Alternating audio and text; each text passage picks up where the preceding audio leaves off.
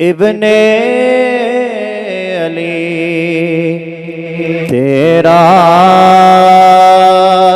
زمانہ یاد ہے یا حسین ابن علی تیرا زمانہ یاد ہے یا حسین ابن علی تیرا زمانہ یاد ہے یا حسین ابن علی تیرا زمانہ یاد ہے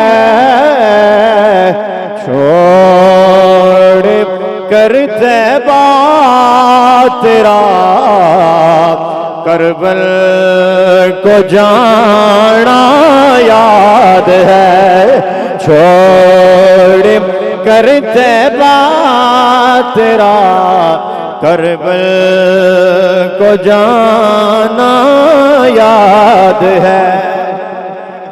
سمجھ جائیں گے تو یہی تقریر ہے اور پوری کربلا کا خلاصہ یہی ہے۔ سبحان اللہ بولیں بلند آواز سے۔ سجدے میں آقا گئے اوپر وہ چڑھنا آپ کا سجدے میں آقا گئے اوپر وہ چڑھنا آپ کا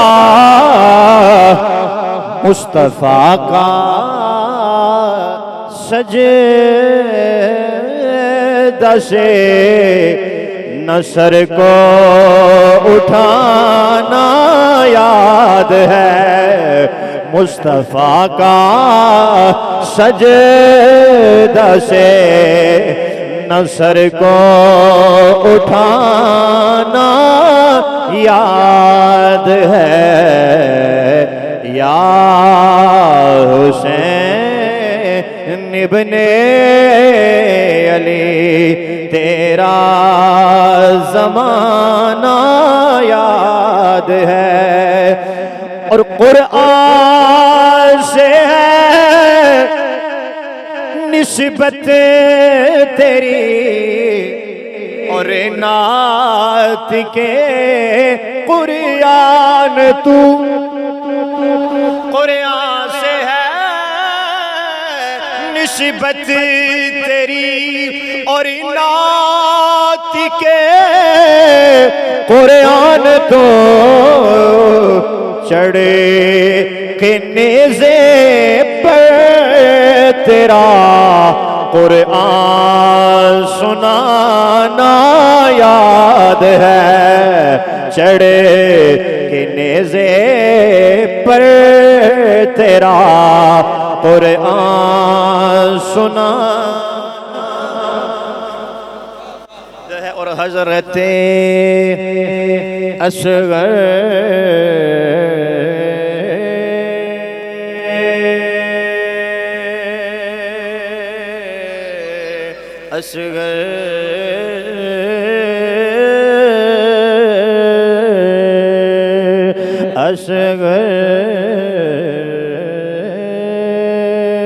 اصغر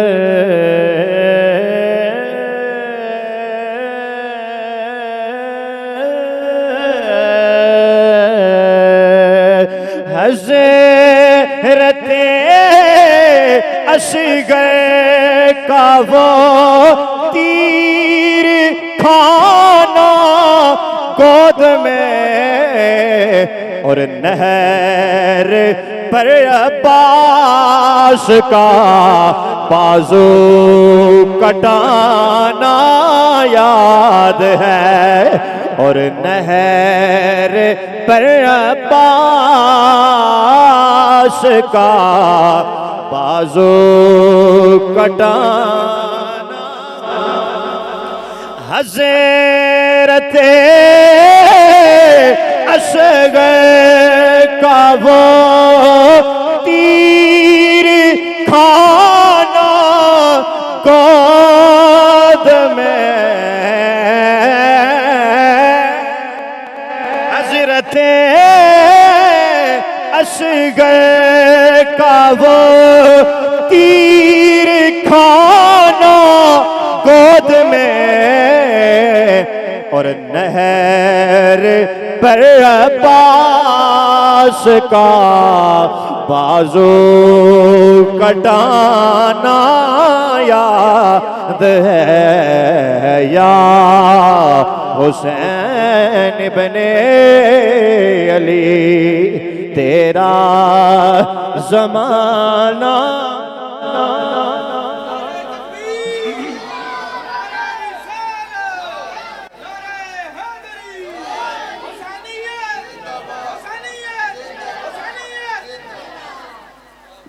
اور یہ حاصل کلام شعر ہے اور آج کی اس مجلس کا اس کو سبق آپ سمجھ لیں اور کربلا میں امام حسین نے مجھے اور آپ کو یہی سبق دیا ہے. سبق کیا ہے؟ توجہ سے سبحان اللہ کہتے بلند آواز. تیروں کی برسات میں چھوڑی نہ سید نے نماز تیروں کی برسات میں چھوڑی نہ سید نے نماز زیر خنجر آپ کا پڑھنا دوگانا یاد ہے زیر خنجر آپ کا پڑھنا دوگانا یاد ہے یا حسین ابن علی تیرا زمانہ یاد ہے.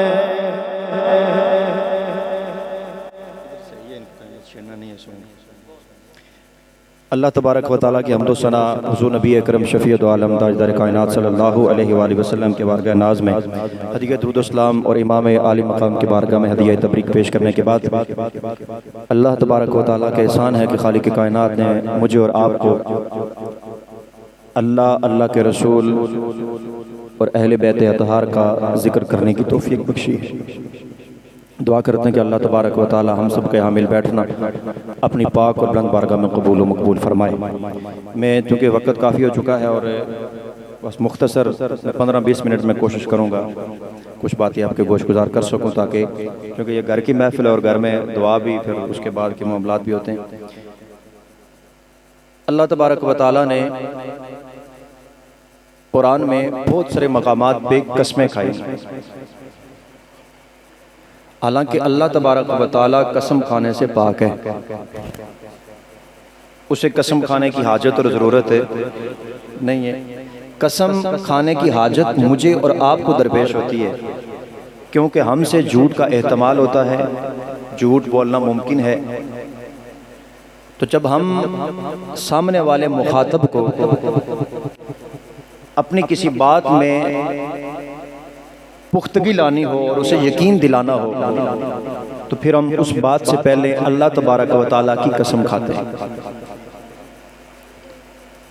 یا اللہ تو ساری کائنات کا خالق ہے, ساری کائنات کا مالک ہے, ساری کائنات کو بنانے والا ہے, تو قرآن میں قسمیں کیوں کھا رہا ہے؟ اور جو آیت میں نے آپ کے سامنے پڑھی ہے لا اقسم بہذا البلد, اللہ فرماتا ہے مجھے قسم ہے شہر کی. اللہ شہر کی قسم کیوں کھا رہا ہے؟ اور یہ جو سورت نازل ہوئی یہ سورہ مکی سورت ہے. مکہ میں یہ سورت نازل ہوئی اور مفسرین نے اس کے بے شمار ترجمے کیے ہیں, تفاسیر کی ہیں. اس سے ایک مراد یہ ہے کہ اللہ نے شہر مکہ کی قسم کھائی. یا اللہ شہر مکہ کی قسم کیوں کھائی؟ کیا شہر مکہ کی قسم اس لیے کھائی کہ وہاں حجر اسود ہے, اس لیے کھائی کہ وہاں مقام ابراہیم ہے, اس لیے کھائی کہ وہاں تمہارا گھر کعبۃ اللہ ہے, یا شہر مکہ کی قسم اس لیے کھائی ہے کہ وہاں حجر اسود ہے، نعرہ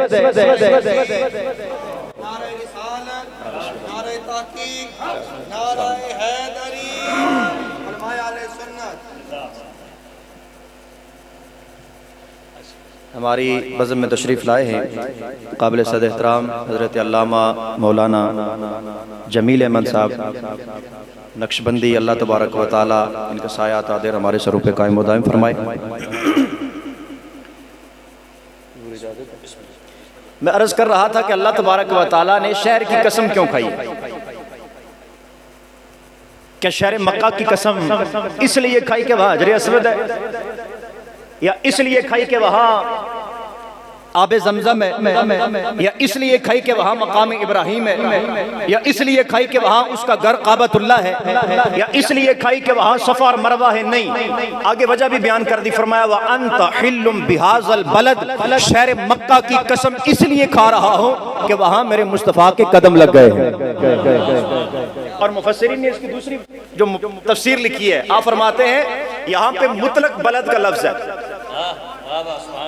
اور آگے وجہ اللہ نے جو وجہ تسمیہ بیان کی وہ ہے مصطفیٰ کے قدم۔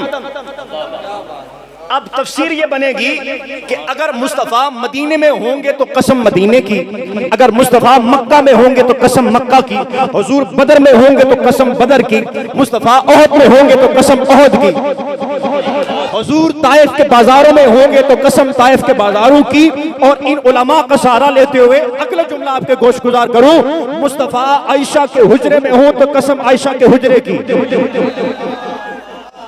اور اس سے اگلی بات بھی کرو، مصطفیٰ کریم صلی اللہ علیہ وآلہ وسلم کے کندھوں پہ جب علی سوار ہوں تو اس تھا کی بھی قسم ہے، اور جب مصطفیٰ صدیق کے کندھوں پہ سوار ہوں تو اس جگہ کی بھی قسم ہے۔ اس لیے کہ قسم کا مقصد نہ تو کوئی شعر ہے نہ تو کوئی خاص منظر ہے، قسم کھانے کی وجہ یہ ہے کہ وہاں مصطفیٰ کے قدم لگ گئے۔ خالق کائنات نے فرمایا قسم اس لیے کھا رہا ہوں وَأَنْتَ حِلٌّ بِهَذَا الْبَلَدِ، اس لیے قسم کھائی کہ وہاں میرے مصطفیٰ کے قدم لگ گئے۔ اور میرے مصطفیٰ کے غلاموں، اگر اللہ تبارک و تعالی اس جگہ کی قسم کھائے، اس ریت کے ذروں کی قسم کھائے، اس مٹی کی قسم کھائے جس مٹی پہ میرے مصطفیٰ کے قدم لگ جائے، اگر اس مٹی کی اللہ قسم کھائے اور جس حسین کی زبان میرے آقا چوسیں، اس حسین کی شان و عظمت کا عالم کیا۔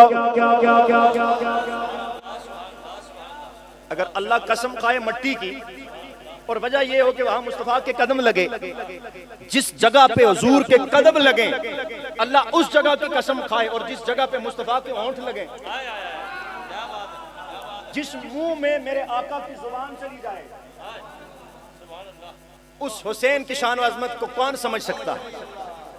امام عالی مقام تو ایسے نہیں ہے کہ وہ ہماری عقلوں میں آ جائے، امام عالی مقام کو اللہ نے بڑی شان و عظمت سے نوازا ہے۔ اور آج لوگ کیونکہ یکم محرم گزرا ہے، حضرت عمر فاروق رضی اللہ تعالیٰ عنہ کا یوم شہادت بھی ہے، اور ہم الحمدللہ اہل سنت ہیں، یہ سارے نسبتوں والے لوگ ہیں، چمکتے چہرے والے ہیں، ہم حضور کی آل سے بھی محبت کرنے والے ہیں، مصطفیٰ کے اصحاب کے بھی نوکر۔ اور میں ابتداً ایک واقعہ عرض کرتا چلوں کہ حضور کے اصحاب کی اور مصطفیٰ کی آل کی محبت کیسی تھی۔ جب مدائن فتح ہوا، مدائن فتح ہو گیا، فاروق اعظم رضی اللہ تعالیٰ عنہ کے دور میں فتح ہوا، چلو حضرت فاروق اعظم کا ذکر بھی ہو جائے گا۔ مدائن فتح ہوا، فاروق اعظم رضی اللہ تعالیٰ عنہ کے دور میں بہت سارا مال غنیمت آیا، حضرت فاروق اعظم نے حکم دے دیا کہ اس مال کو دسترخوان پر بچھا دیا جائے، مال بچھا دیا گیا، صحابہ کرام بھی موجود ہیں، حضرت امام حسن آ جاتے ہیں، اور حضرت امام حسن آ کے کہتے ہیں یا امیر المومنین، اس مال سے جو ہمارا حق بنتا ہے وہ ہمیں دے دیجئے۔ حضرت فاروق اعظم رضی اللہ تعالیٰ عنہ نے فرمایا واہ مرحبا مرحبا مرحبا۔ حضرت امام حسن کے آنے پہ فرمایا مرحبا، اور پھر حضرت فاروق اعظم نے حکم دیا کہ 1000 درم حضرت امام حسن کو دے دیے جائیں۔ 1000 حضرت امام حسن کو دے دیے گئے۔ حضرت امام حسن چلے گئے، امام حسین آ گئے، آپ نے بھی وہی مطالبہ کیا۔ فاروق اعظم نے فرمایا کہ 1000 درہم ان کو بھی دے دیے جائیں، دینار تھے وہ 1000 ان کو بھی دے دیے گئے۔ اب اس کے بعد نا حضرت عبداللہ بن عمر جو حضرت فاروق اعظم کے بیٹے ہیں وہ تشریف لے آتے ہیں۔ جب آپ آئے نا تو فاروق اعظم نے ان کے لیے بھی کہا مرحبا مرحبا، لیکن فرمایا ان کو 500 دے دیے جائیں۔ انہوں نے عرض کیا ابا حضور، جب میں مصطفیٰ کے ساتھ جہاد کیا کرتا تھا تلوار لے کے، امام حسن اور امام حسین تو اس وقت مدینے کی گلیوں میں کھیلا کرتے تھے، اور آج آپ نے حسن و حسین کو 1000 درہم دیے اور مجھے 500 کیوں دیے ہیں؟ اب فاروق اعظم کا جواب سنیے۔ اور یہ حضرت عبداللہ ابن عمر نے اس لیے نہیں پوچھا تھا کہ وہ مال زیادہ لینا چاہتے تھے، بلکہ پوچھا اس لیے کہ قیامت تک جو حضور کی آل اور حضور کے اصحاب کے بارے میں بونکیں گے نا، ان کو جواب مل جائے کہ مصطفیٰ کی آل کے ساتھ حضور کے اصحاب کتنا پیار کیا کرتے ہیں۔ اب فاروق اعظم نے کیا جواب دیا؟ بڑا محبت بھرا جواب ہے۔ آپ نے فرمایا اچھا ان جتنا غنیمت کا مال لینا چاہتے ہو؟ کہا ابو حضور ہاں لینا چاہتا ہوں۔ فرمایا پھر ایک کام کرو۔ ابا حضور کیا کام؟ فرمایا پہلے جاؤ نا حسن و حسین کی ماں جیسی ماں لے آؤ، فرمایا حسنین کے بابا جیسا بابا لے آؤ، حسنین کے نانا جیسا نانا پہلے لے آؤ، حسنین کے مامے جیسا پہلا ماما لے آؤ، اور حسنین کی خالاؤں جیسی پہلی خالائیں لے آؤ، حسنین کے چاچا جیسا پہلے جعفر طیار جیسا چاچا لے آؤ۔ فرمایا پہلے یہ لے آؤ پھر تجھے ان کے برابر مال دیتا ہوں۔ اور ساتھ ہی آپ نے فرمایا نہ تو حسن جیسی والدہ لا سکتے ہو، کیونکہ حسنین کی والدہ کا نام فاطمہ الزہرا ہے، اور فاطمہ الزہرا وہ ہے جن کو امام الانبیاء علیہ السلام نے فرمایا کہ میری بیٹی فاطمہ جنتی عورتوں کی سردار ہے۔ اور حضرت علی شیر خدا رضی اللہ تعالیٰ عنہ حسنین کے بابا ہیں، حسنین کے نانا امام الانبیاء ہیں۔ نہ تو تم حسنین جیسا نانا لا سکتے ہو، نہ حسنین جیسا بابا لا سکتے ہو، نہ حسنین جیسی ماں لا سکتے ہو، نہ حسنین جیسا ماموں لا سکتے ہو۔ تو جب ان جیسا لا کچھ نہیں سکتے پھر مال ان جیسا کتنا مانگتے ہو؟ کیوں مانگتے ہو؟ یہ حضور کے غلاموں اور مصطفیٰ کریم صلی اللہ علیہ وآلہ وسلم کی آل کی ایک محبت کا انداز میں نے آپ کے سامنے رکھا۔ یہ تو لوگوں نے نا یہ ایک اپنے تائیں، جزاک اللہ، یہ اپنے تائیں لوگوں نے بنا دیا ہے کہ یہ ایسے ہوا اور ایسے ہوا۔ نہ مصطفیٰ کے غلام آقا علیہ السلام کی آل سے ٹوٹ کے محبت اور پیار کیا کرتے۔ حضرت صدیق اکبر رضی اللہ تعالیٰ عنہ کا واقعہ، آپ ممبر پہ تشریف فرما ہیں، امیر المومنین ہو، وقت کا بادشاہ ہو، ممبر پہ خطبہ ارشاد فرماتا ہو، امام حسین آ جائیں اور آ کے کہیں کہ ہمارے نانا کے ممبر سے نیچے اترو، ہمارے نانا کے ممبر سے نیچے اترو۔ حضرت صدیق اکبر نے یہ نہیں کہا کہ میں امیر المومنین ہوں، میں بادشاہ وقت ہوں، ممبر سے نیچے اتر کے کھڑے ہو گئے اور امام حسن کو اٹھایا، اپنی گود میں بٹھایا۔ بعد میں حضرت علی شیر خدا رضی اللہ تعالی عنہ نے کہا، کیونکہ باپ تھے، 100 سوال ذہن میں آئے، کہا صدیق اکبر ابو بکر کہیں یہ آپ سمجھ نہ لینا کہ میں نے کوئی گھر سے اس کو پڑھا کے بھیجا ہے، پری پلان کے تحت آپ کے لیے یہ میں نے اس کو بھیجا ہے۔ تو حضرت صدیق اکبر نے کہا نہیں ایسی بات نہیں ہے، یہ اگر اس طرح بھی آپ کہیں تو حضرت امام حسین کا مطالبہ درست تھا، یہ ممبر بھی نانا کا ہے اور ابو بکر بھی اس کے نانا کا، ممبر بھی نانا کا اور ابو بکر بھی تو حسین کے نانا کا ہی ہے۔ تو یہ حضور علیہ السلام کے غلاموں کی اور آقا علیہ السلام کے آل کی محبت تھی۔ اور جہاں تک امام حسین رضی اللہ تعالیٰ عنہ کی شان و عظمت ہے، امام علی مقام امام حسین رضی اللہ تعالیٰ عنہ بچپن میں جب آپ پیدا ہوتے ہیں اور آپ کی ولادت با سعادت کے بعد کائنات میں امام حسین وہ واحد عظمت اور شان والے ہیں۔ بچے پیدا ہوتے ہیں، کسی کو گٹی اس کا باپ دیتا ہے، کسی کو گٹی اس کی ماں دیتی ہے، کسی کو گٹی اس کا بھائی اور اس کی بہن دیتی ہے، پھوپھی اور مامے دیتے ہیں، اور دیتے بھی دودھ یا شہد کے ساتھ ہیں۔ لیکن حسین کائنات میں وہ واحد ہے جس کو گٹی نبیوں کا امام نے دی ہے اور دودھ اور شہد سے نہیں دی، اپنے لعاب دہن سے گٹی عطا فرمائی، اس لعاب دہن سے گٹی عطا فرمائی ہے جو لعاب اگر آپ کھاری کنویں میں مصطفیٰ لعاب ڈالیں تو اللہ اسے بھی میٹھا عطا فرمایا کرتا۔ تو گٹی امام علی مقام کو مصطفیٰ کریم صلی اللہ علیہ وآلہ وسلم زبان سے ملی۔ یہ شان اور عظمت حضرت امام حسین رضی اللہ تعالیٰ عنہ، پھر بچپن ہے اور امام علی مقام حضور علیہ السلام کی گود میں ہے۔ ایک طرف حضرت ابراہیم ہے آقا علیہ الصلوۃ والسلام کے بیٹے، ایک طرف حضرت امام حسین ہے۔ میں یہ سمپل سی باتیں اس لیے کر رہا ہوں تاکہ بات سمجھ آئے۔ سبحان اللہ اور بلند آواز سے بول دے۔ حضرت امام حسین رضی اللہ تعالیٰ عنہ ایک طرف حضرت ابراہیم ہے۔ جبریل امی آگے اور آ کے عرض کی، یا رسول اللہ، ایک تو اللہ تبارک و تعالیٰ آپ پہ سلام بھیج رہا ہے، اور دوسرا اللہ فرماتا ہے کہ ایک کو آپ رکھ لیجئے، ایک کو مجھے دے دیجئے۔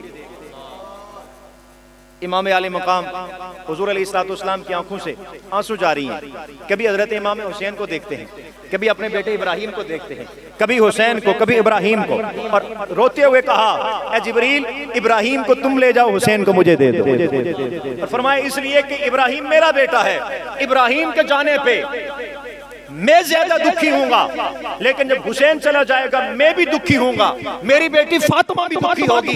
میں کائنات کی ہر چیز کو برداشت کر سکتا ہوں، لیکن اپنی بیٹی کی آنکھوں میں آنسو برداشت نہیں کر سکتا۔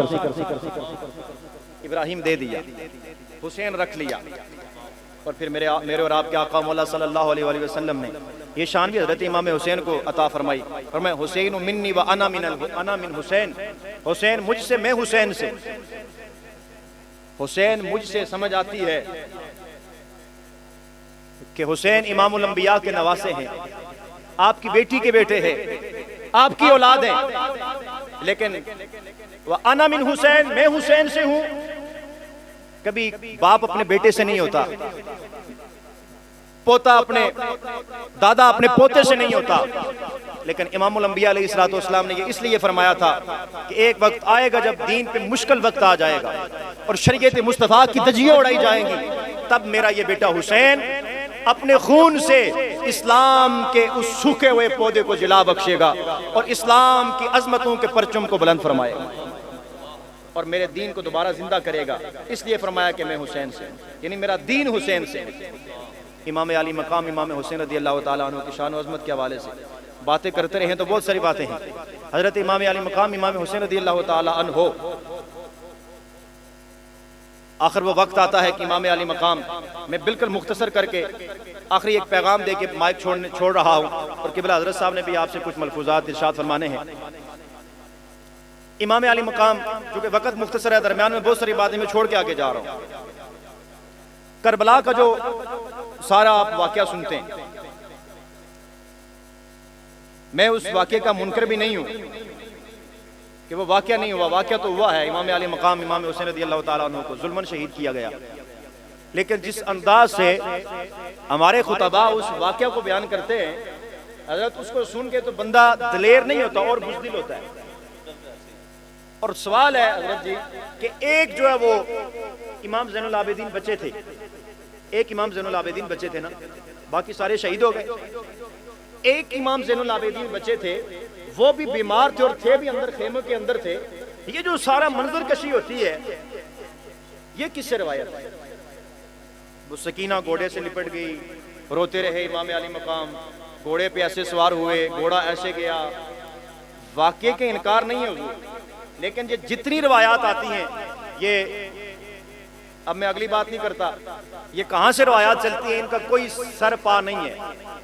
واقعہ کربلا ہے، بیان ہم بھی کرتے ہیں، سارے کرتے ہیں، لیکن اس انداز سے واقعہ کربلا امام علی مقام کو پیش کرنا کہ بندہ اور بزدل ہو، نہ امام علی مقام امام حسین رضی اللہ تعالیٰ عنہ، جس حسین کو بچپن سے میرے آقا فرمائیں کہ تو نے کربلا میں کٹنا ہے، امام علی مقام کو خبر نہیں تھی کہ کربلا میں کٹنا ہے۔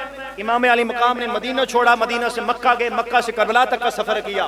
میرے امام علی مقام کو معلوم تھا کہ میں نے کربلا میں کٹنا ہے، اور 72 تن لے کر گئے ہیں، اور قیامت تک کے لیے بتا دیا ہے کہ جب نانے کی دین کی سربلندی کی بات آئے، مصطفیٰ کی عزت اور ناموس کی بات آئے، قرآن کی حرمت کی بات آئے، تو اگر علی اصغر جیسا شہزادہ بھی قربان کروانا پڑے کروا دینا، کبھی نانے کے دین کے ساتھ غداری نہیں کرنا۔ اور امام پھر وہ کہتے ہیں جی امام علی مقام نے جا کے پانی مانگا، امام علی مقام پانی جا کے یزید سے مانگا۔ کچھ عقل اور شعور انسان کو استعمال کرنا چاہیے۔ اگر حضرت اسماعیل ایڑیاں ڈگڑیں اور پانی نکل آئے تو امام علی مقام اگر ہاتھ اٹھا کے دعا کریں، جو مصطفیٰ کے کندھوں پہ کھیل کے بڑے ہوئے، وہ امام اگر ہاتھ اٹھا کے دعا کرتے تو اللہ نہر فرات کا رخ بدل نہ دیتا؟ اللہ آسمان سے بارش نہ برسا دیتا، اللہ پانی کے چشمے نہ جاری کر دیتا، لیکن میاں صاحب عارف کھڑی علیہ الرحمہ نے، چونکہ حضرت جو امام زین العابدین تھے نا، ان کو ہتھکڑیاں لگی ہوئی تھی جب لٹا ہوا قافلہ واپس جا رہا تھا، پاؤں میں بیڑیاں بھی پڑی ہیں، ہاتھوں میں ہتھکڑیاں پڑی ہیں، اسی طرح ایک آیا روتا ہوا، اور اس نے آ کے کہا نا، رونے والی شکل بنائی اور کہا کہ آپ کے ساتھ ظلم ہوا، تو حضرت امام زین العابدین جلال میں آگے اور ہتھکڑیوں کی طرف بھی دیکھا، بیڑیوں کی طرف جب نظر ڈالی، ہتھکڑیاں بھی ٹوٹ گئی، بیڑیاں بھی ٹوٹ گئی، اور فرمایا یہ نہ سمجھنا کہ ہمیں اللہ نے اختیار نہیں دیا، یہ نہ سمجھنا کہ ہمیں اللہ نے طاقت نہیں دی، بلکہ ہم اس رب کی رضا پہ صرف راضی ہیں۔ عارف کڑی علیہ الرحمہ بولے قوت ہوں دیا زور نلایا، قوت ہوں دیا زور نہیں لایا، تے بیٹھے من رضائے دنیا تو پیاسے ٹر گئے دین دنی دے سائے۔ قوت ہوندیا زور نہیں لایا، یہ خلاصہ ہے، قوت ہوندیا زور نہیں لایا۔ جیسے حضرت ابراہیم علیہ السلام کے پاس جب آپ کو آگے نمرود میں ڈالا جانے لگا تو فرشتہ آ گیا، حضور اجازت، بارش کا فرشتہ آ گیا، کہا حضور حکم دیجئے بارش برسا دیتے، فرمایا نہیں مجھے حاجت نہیں ہے، مدد کے لیے اور فرشتہ ہے، کہا حاجت نہیں ہے۔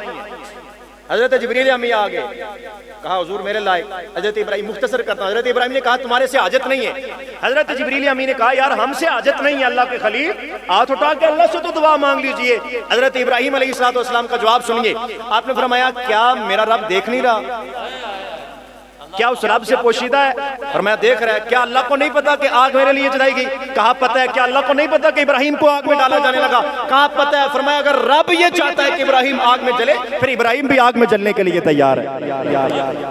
یہ مقام رضا ہے۔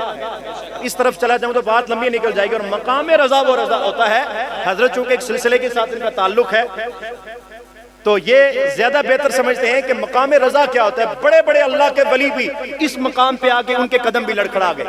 یہ مقام رضا وہ مقام ہوتا ہے جہاں پہ اپنا سب کچھ فنا کر کے بس اللہ کی رضا پہ راضی ہونا پڑنا۔ اور یہ مقام رضا مختصر عرض کرتا چلوں، مقام رضا صرف ہوتا ہے جہاں پہ اللہ سے ہاتھ اٹھا کے دعا بھی نہیں مانگی جاتی۔ یعنی وہ جانتا ہے جو اس نے کیا بس اس کی رضا پہ راضی۔ تو امام علی مقام اور خاندان رسول اللہ کی رضا پہ راضی تھے اور مقام رضا پہ فائز تھے۔ مقام رضا پہ قوت ہوندیا زور نہیں لایا، بیٹھی من رضائی۔ ایک عارف کی بات عارف کی ہوتی ہے، دو جملے میں پورا خلاصہ بیان کر دیا۔ اللہ تبارک و تعالی مجھے اور آپ کو امام علی مقام امام حسین رضی اللہ تعالیٰ عنہ کی سیرت پہ عمل کرتے ہوئے زندگی بسر کرنے کی توفیق عطا فرمائے۔ امام علی مقام نے میدان کربلا میں وقت آخر ہے، سجدے میں سر رکھ کے، سر تن سے جدا کروا کے قیامت تک مصطفیٰ کی امت کو یہ پیغام دیا ہے کہ مشکل جتنا بھی وقت آ جائے یار نزا سے اوکھا ویلا تو کوئی نہیں ہوتا۔ پھر سر تن سے سارے کنبہ اپنے ہاتھوں سے شہید اپنے ہاتھوں میں شہید ہوا ہو، اپنے بیٹے بانجے بھتیجے، اس کے بعد خود بھی اس اتنی مشکل اور کٹھن وقت میں بھی امام علی مقام نے جب وقت نماز آیا تو سر سجدے میں رکھ کے کٹوا کے بتا دیا ہے کہ جتنا بھی مشکل وقت آ جائے کبھی نماز کا دامن نہیں چھوڑنا۔ اور سر تن سے جدا ہے، دڑ الگ پڑا ہے، سر الگ ہے، نوکے نیزہ پہ ہے، اور نوکے نیزہ پہ بھی امام علی مقام نے قرآن کی تلاوت کر کے یہ بتا دیا ہے جتنا بھی اوکھا وقت آ جائے نہ نماز کا دامن چھوڑنا ہے نہ قرآن کا دامن چھوڑنا۔ آج ہماری مساجد بھی خالی ہیں اللہ ماشاءاللہ، نمازوں کی طرف بھی ہم نہیں جاتے، اور قرآن تو پھر رمضان میں ہی ہمارا کھلتا ہے۔ تو آج کی اس مجلس سے جتنے آپ آئے بیٹھے ہیں نا، کم از کم یہ آپ عہد کر کے نکلیں اپنے دل سے۔ میں تو وعدہ نہیں لینا چاہتا آپ سے، آپ جو بیٹھے ہیں تو یہ کم از کم کہ جس کے اندر جو کمی تھی، آپ سارے مجھ سے بہتر ہیں، مجھے بھی اور آپ کو بھی ہمارے اندر جو کمیاں ہیں، اگر ہم اس سے پہلے نماز میں سستی تھی تو سارے انشاءاللہ کہیں کہ آج کے بعد نماز میں سستی۔ قرآن اگر ہم نہیں کھولتے تھے تو آج کے بعد یہ ایک روٹین بنا لیں، اپنی عادت بنا لیں کہ ہم نے صبح اٹھ کے نماز کے بعد قرآن کھولنا ہے، چاہے ایک آیت ہی پڑھیں، کیونکہ اللہ کی وہ لاریب کتاب ہے جس کا چھونا بھی ثواب، جس کا دیکھنا بھی ثواب، جس کا پڑھنا بھی ثواب۔ ایک آیت پڑھے لیکن پڑھیں۔ اللہ مجھے اور آپ کو عمل کرنے کی توفیق عطا فرمائے۔ وآخر دعوانا ان الحمدللہ رب العالمین۔